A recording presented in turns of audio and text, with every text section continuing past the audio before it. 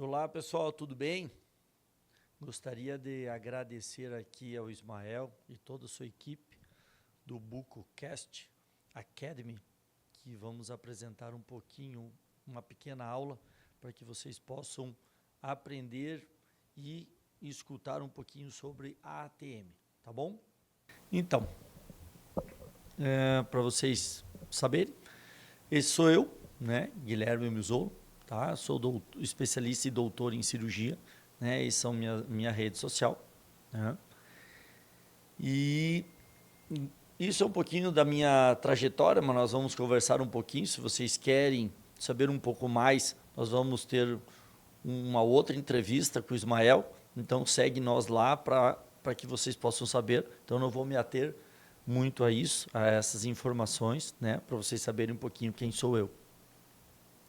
Aqui também, um pouquinho para vocês saberem que sou da Sociedade Americana de Cirurgiões de ATM e também, né, consegui fazer uma pós-graduação de 1 ano, né, em Harvard Medical School. Tá? Depois também vamos contar um pouquinho mais sobre esta conquista fantástica. Que aprendemos muito lá, né, com o vice-reitor de Harvard, que nos deu aula no final da manhã de sábado do curso, né? Na formatura era às 11 horas da manhã e nós tivemos aula com ele desde as 8h30 da manhã. E por que esse telefone vermelho? Que ele colocou lá numa sala branca, um telefone vermelho no centro. E entrava uma pessoa e ela tinha o direito a fazer uma ligação, para quem ela ia ligar e o que ela ia falar. Isso impactou muito todos os nossos alunos e os nossos colegas, e muitos ficaram emocionados. Então isso serve um pouco de lição para que todos vocês que estão começando, ingressando nessa parte da odontologia ou da bucomaxilofacial, possam pensar nas atitudes que vocês vão ter no começo e o que possa chegar até o final, né? Como vocês querem conduzir a vida de vocês. Aqui nós vamos falar um pouquinho da embriologia. Por que embriologia? A embriologia, vocês podem ver, que é a base de tudo, né? Mas como ela é dada no primeiro semestre, às vezes, do primeiro ano da odontologia, né? E depois parece que esquece, nunca mais ninguém fala sobre isso, né? Então é importante sempre lembrá-los sobre como é o desenvolvimento, né? Então, desde a parte embrionária, nós já desenvolvemos a nossa mandíbula, que se chama cartilagem de Meckel, que vocês não podem esquecer nunca disso. Por quê? Mesmo que vocês façam implanto, né, implantodontia ou até estomatologia, ela é característica de algumas doenças. Como que você vai colocar o implante na mandíbula é diferente da maxila, né? Os dentes, o formato de cada dente, tanto na ortodontia, da movimentação da ortodontia. Então, tudo isso é muito importante para que vocês todos possam lembrar e saber como é o desenvolvimento da nossa mandíbula. E aqui é um pouquinho da nossa ossificação, né? Que é uma ossificação endocondral e intramembranosa, né? Então, o côndilo, o pescoço da mandíbula, eles têm uma ossificação, depois o corpo, o ramo, cada um tem uma forma de desenvolvimento. Aqui, para vocês terem um pouquinho de ideia de qual é o comprimento, a largura de uma ATM, tá? Esse aí é um osso que eu já removi, né, de um paciente que a gente fez uma prótese bilateral, mas para vocês verem como ele é, porque muitas vezes vocês só veem ou em livro ou num cadáver. Hoje em dia até é um pouco mais difícil, né? Não tem mais cadáver, hoje é tudo virtual, que perde um pouquinho dessa relação, né? Desse tato, que é muito importante para o paciente e para o cirurgião dentista perceber isso, né? Para que você faça a força, qual é a mobilidade que você faz no teu paciente e aquilo que o paciente sinta também. Então, é muito importante tudo isso, tá? Então, eu até conversei com o Ismael há muito tempo atrás, lá no Cobrac, em outras conversas. Eu não sei por que ainda no Brasil nós estamos discutindo ou conversando sobre cirurgias de ATM e o desenvolvimento das cirurgias de ATM.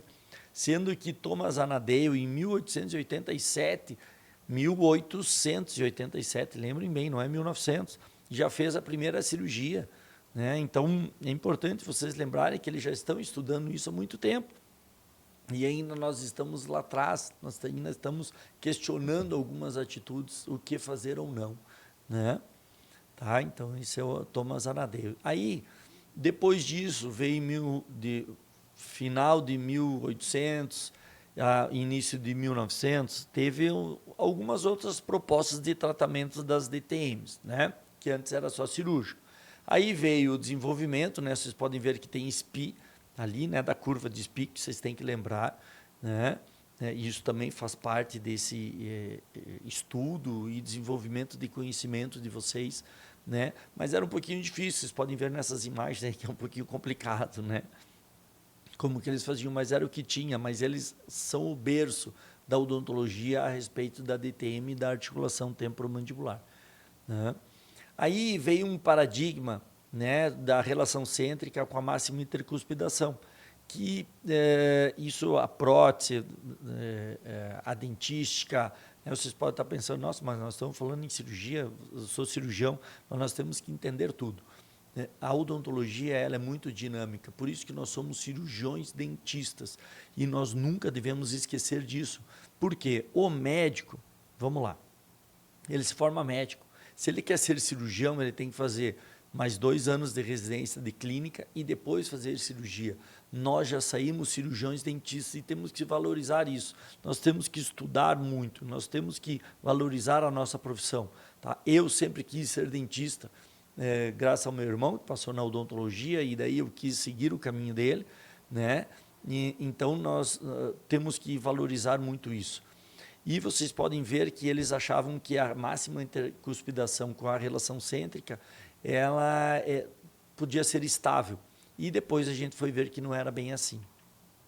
Aí, em 1950, mais ou menos, achava-se que o melhor de tudo isso era fazer um ajuste oclusal, né? Esse ajuste oclusal, sempre quando terminava uma ortodontia, pode ser que muitos de vocês tenham passado por isso, ia lá, pegava uma broquinha e passava nas cúspides dos dentes. Isso não é mais muito aceito, isso tem que tomar cuidado, porque estraga muito o planejamento e a dimensão vertical do paciente, né? Aí, eles começaram a pensar em 1960 dos fatores psicológicos, que hoje em dia o estresse, a nossa vida corrida, o desenvolvimento de muitas situações que nós queremos sempre correr atrás, né? Sempre temos que correr atrás na nossa vida. Então, nós temos que... foi analisado na época, em 1960, que isso podia ser os distúrbios da temporomandibular, né? Então, todo esse contexto do estresse, do hábitos parafuncionais, o bruxismo, que muita gente fala, né? Apertamento, as fadigas, dores miofasciais, tem muita gente que fica roendo essa pelezinha aqui, ou roendo unha, ou fica segurando uma caneta, né? E isso são hábitos parafuncionais que nós contribuímos muito para o desenvolvimento das DTMs, né? Aí, depois disso, veio a santa milagrosa plaquinha. Não sou contra a plaquinha, mas ela tem que ser muito bem indicada. Por que usar?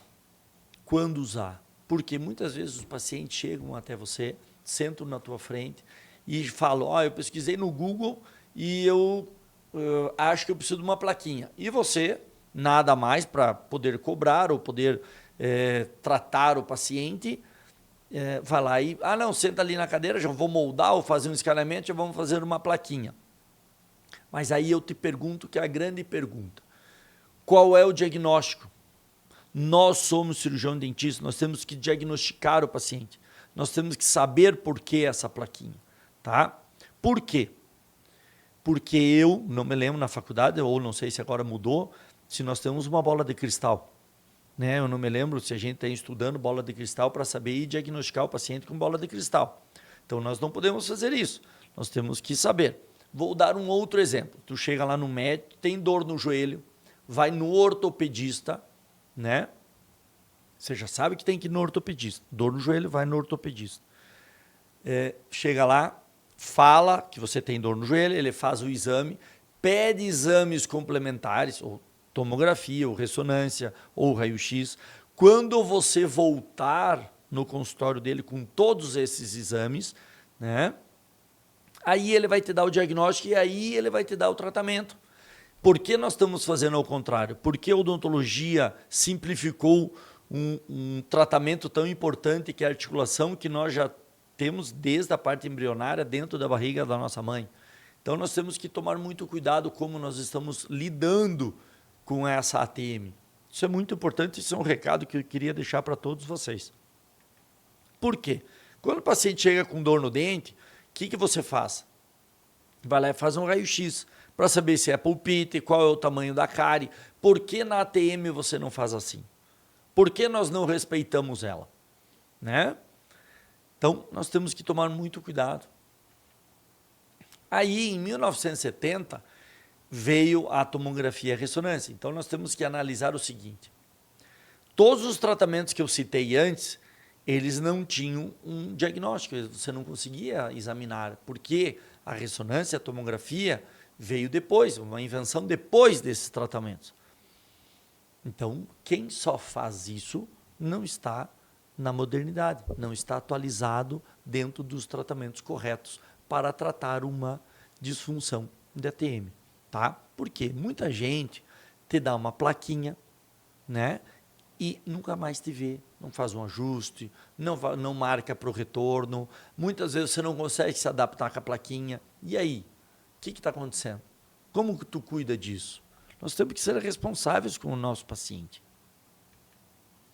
E aí, nós conseguimos mudar com o advento da ressonância, da tomografia, nós conseguimos associar o tratamento com as imagens, o que está acontecendo com o paciente, tá?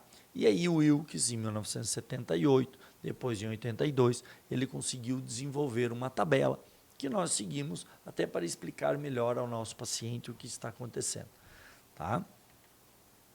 Aqui um pequeno movimento para vocês verem, né, o que está acontecendo da nossa articulação, né? Vocês podem ver como é dentro de uma articulação o movimento com o disco articular, que é muito importante.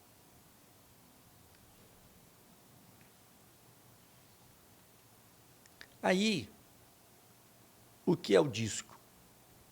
O disco articular é mais ou menos que nem uma hemácia. Vocês não lembram? Vão lá ver uma hemácia. Vão estudar o que é uma hemácia, né? Ela tem as suas dimensões, a espessura na borda anterior, posterior e no centro.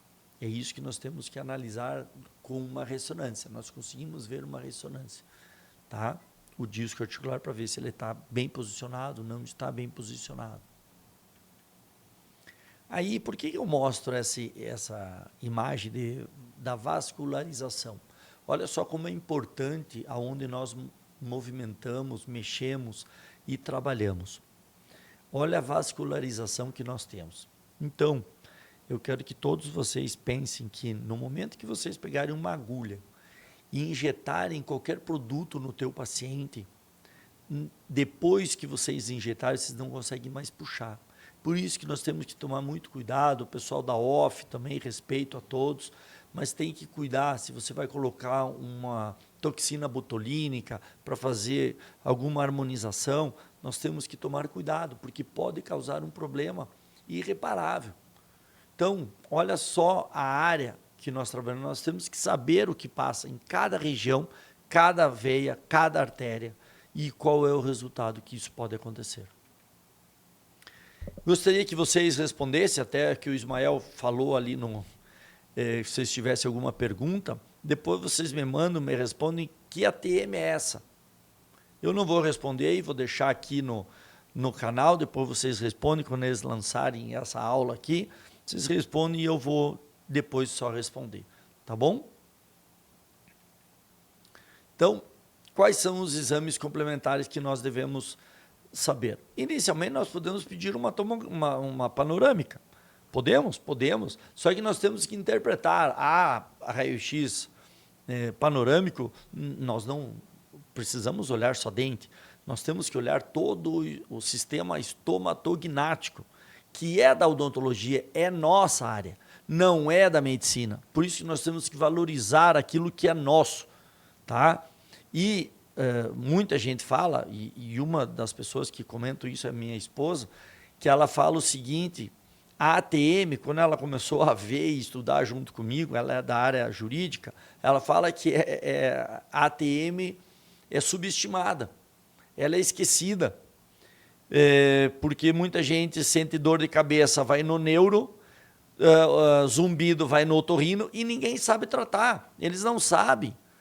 E nós, da odontologia, nós não sabemos. Fica rodando também até chegar no bucomaxilofacial para poder tratar. Então, nós temos que desmistificar. E venho aqui agradecer ao BucoCast Academy, novamente, por esse programa, por isso que está fazendo, para que chegue o maior número de pessoas e colegas, dentistas e informação também, odontólogos, para que pensem a responsabilidade de cada ato que possa ser feito, né? Mas eu gostaria de perguntar para vocês também, outra pergunta, qual é a idade desse paciente? E se vocês olharem, olhem os côndilos, não sei se vocês chegaram a olhar e repararam, se só ficaram olhando os dentes, mas olhem os côndilos dele, côndilo, e depois me respondam também aqui, tá bom? E olha lá, eu não vou responder. Olha como estava a articulação dessa paciente. É uma menina, tá? Que já estava há 4 anos de aparelho, tentando fazer expansor, tentando expandir o palato, trazer o queixo para frente, fazer um monte de movimentações, e olha o que causou no côndilo dessa criança, tá? Mas vocês depois vão me dizer. Olha só onde está o disco articular, olha onde está o posicionamento disso. Aqui, para vocês entenderem um pouquinho mais, tá?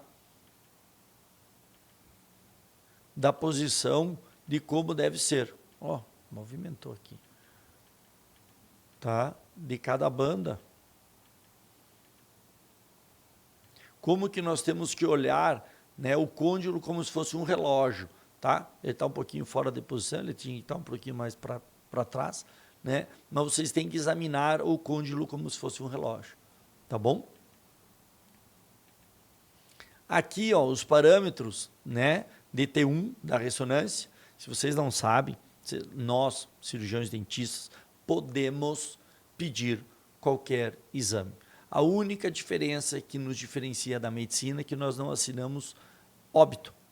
O resto, nós temos direito pela Lei 9656 de 88 da ANS, nós podemos pedir todos os exames laboratoriais, exames de imagem.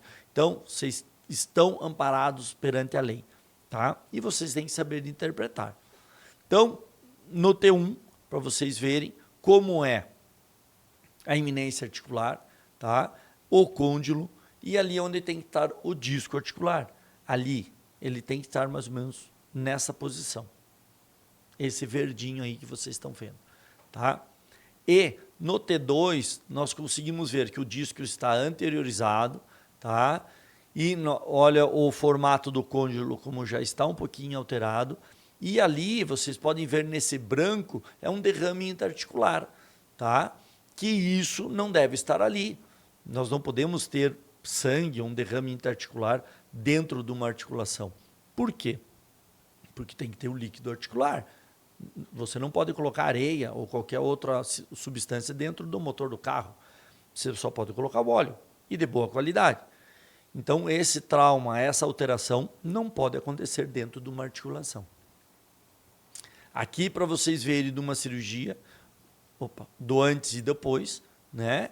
E ele consegue remodelar bastante, né? Então, a gente consegue trazer o disco para a posição posterior, né? E ele vai remodelar e ajustar o côndilo. Então, uma definição da disfunção da articulação temporomandibular, né? O que nós fizemos? Nós tratamos as alterações musculares, as inflamatórias, sinovites, capsulites, artralgias, os desarranjos internos, né? As alterações degenerativas e as anatômicas, como tumores, anquilose. Então, todas essas situações, nós, cirurgiões bucomaxilofaciais, conseguimos tratar, tá? Cirurgicamente.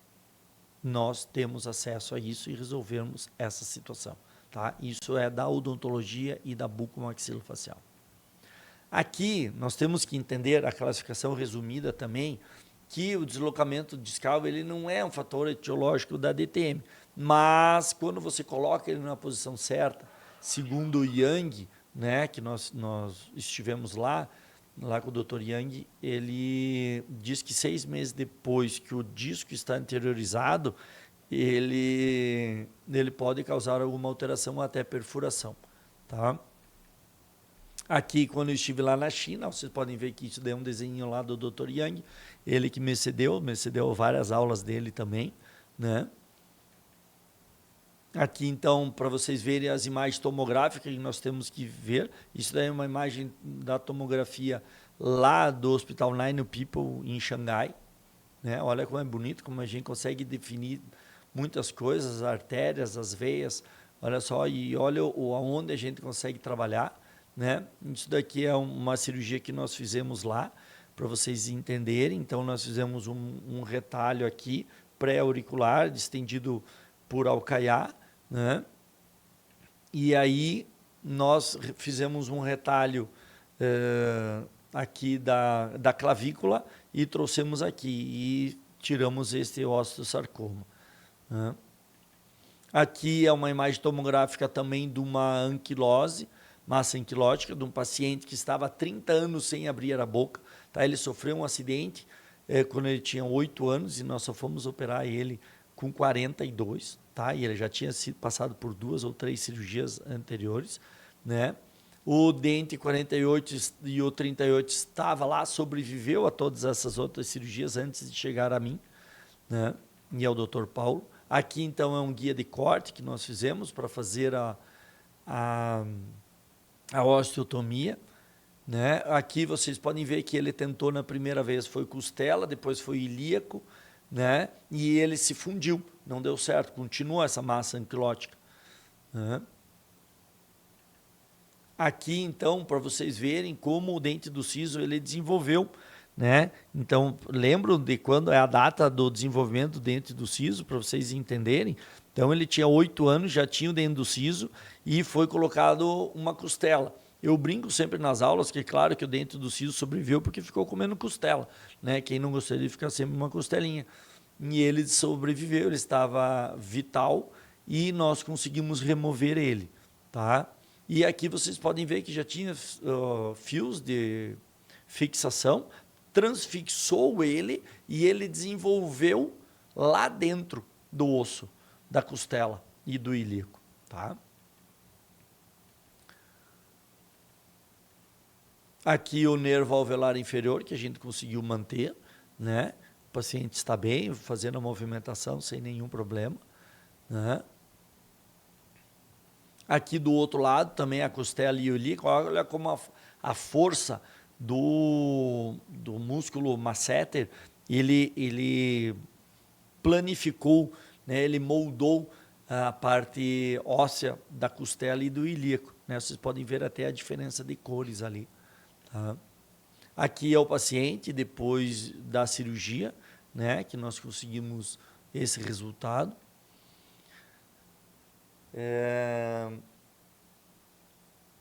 Aqui é um outro paciente que nós operamos para vocês verem e entenderem, né? Que o que é. Esse paciente aí tem 70, agora não, né? No dia tinha 72 anos, né? Ele teve 5 anos anterior um câncer de garganta. Aí ele fez rádio e químio. Nessa rádio e químio ele teve uma osteonecrose, tá? Da mandíbula. Nessa osteonecrose da mandíbula, ele, além de tudo isso, ele teve uma fratura patológica.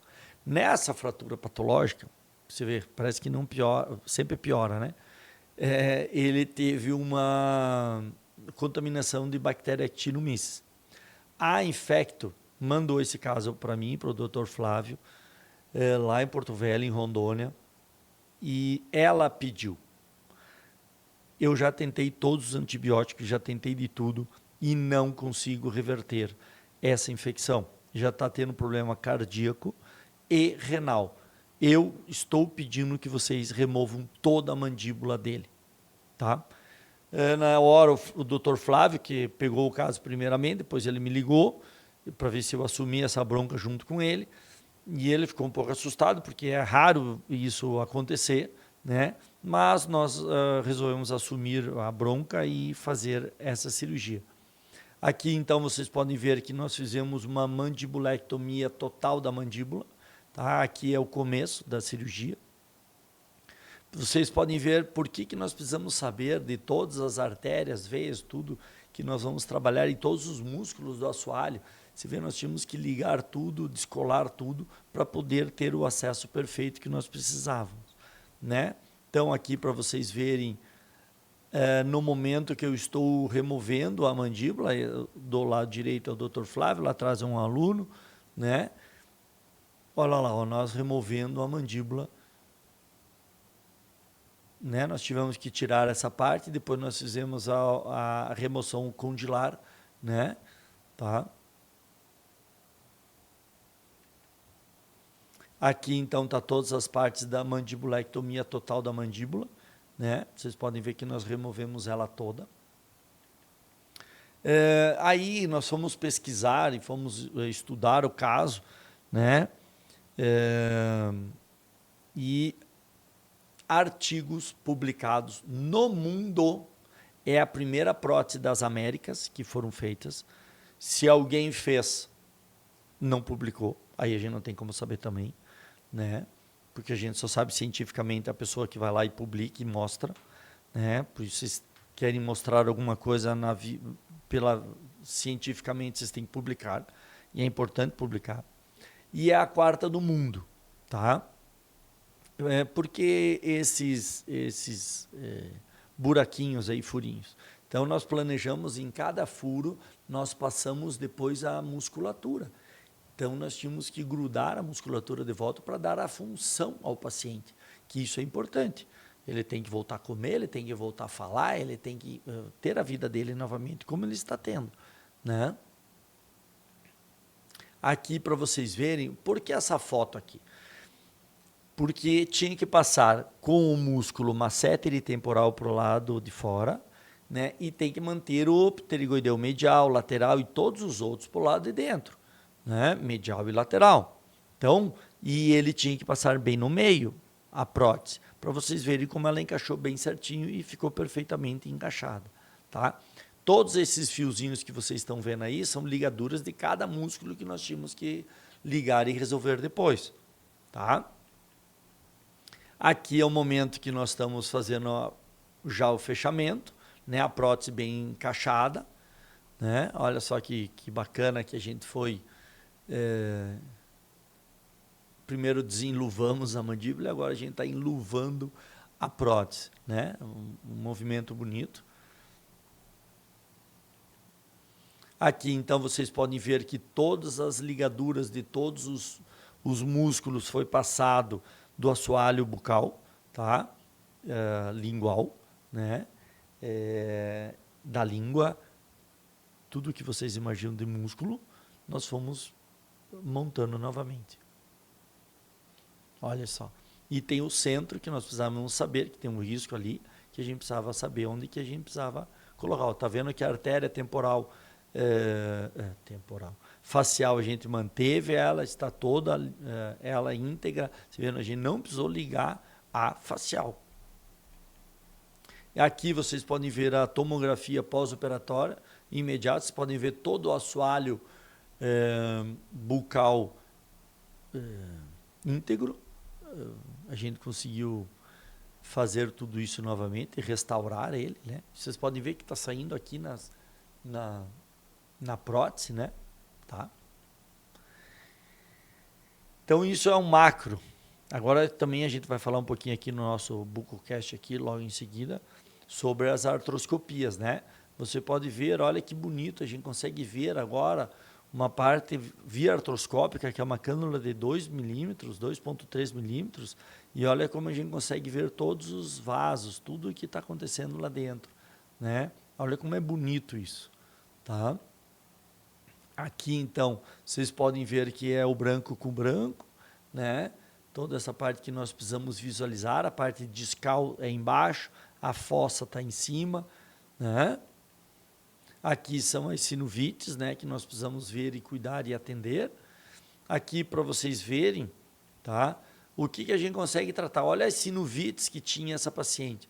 Olha o dano que ela tinha, a dor. E muitas vezes não aparece na ressonância. Então, a gente vai lá, pede, né? E, claro, o radiologista às vezes não vê, ou não é uma máquina muito boa. E quando a gente coloca lá dentro a cânula, né, o artroscópio, olha como a gente enxerga muito mais coisas do que a gente precisa ver lá dentro. E aqui vocês podem ver que a gente está fazendo uma ablação, uma cauterização das sinovites, e olha o resultado. Só isso já dá um bom resultado nas dores, na alteração de abertura e fechamento do nosso paciente. E é muito importante eu filmo todas as cirurgias, e o que acontece? Nós vamos lá e eu entrego para o paciente. Eu mostro para ele, tiro fotos e mostro o resultado. Isso que é fantástico, tá? Isso daqui, então, uma sutura, que hoje a gente consegue fazer uma sutura, coloca uma âncora intra-articular, né, via artroscópica, e a gente consegue dar uma sutura e colocar o disco na posição, né? Muito obrigado. Era isso que eu tinha para falar nessa aula aqui, Bucocast Academy. Valeu!